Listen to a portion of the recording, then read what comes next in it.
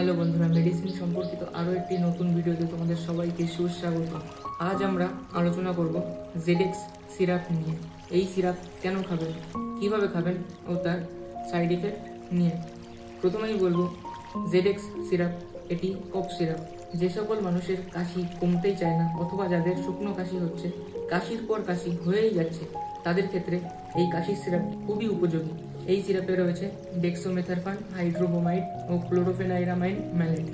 ডেক্সোমেথারফান hydrobromide IP 10 mg ও chlorpheniramine maleate IP 2 mg। Doctor Reddy কোম্পানির 100 মিলি সিরাপের দাম মাত্র 191.50 পয়সা।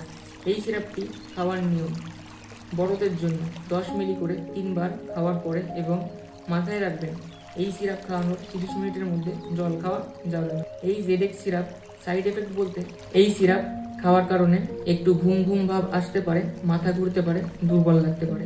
তাই এই জেডেক্স সিরাপ খাওয়ানোর আগে অবশ্যই ডাক্তার ও ফিজিশিয়ানের পরামর্শ নিন। এই ধরনের মেডিসিন সম্পর্কিত ভিডিও দেখার জন্য আমাদের RK হেলথ টিপস চ্যানেলটিকে সাবস্ক্রাইব করে পাশে থাকা বেল আইকনটি অন করে দিন, যাতে মেডিসিন সম্পর্কিত যে কোনো ভিডিও সবার আগে আপনার কাছে পৌঁছায়। সুস্থ থাকুন, ভালো থাকুন, দেখা হবে পরবর্তী কোনো ভিডিওয়।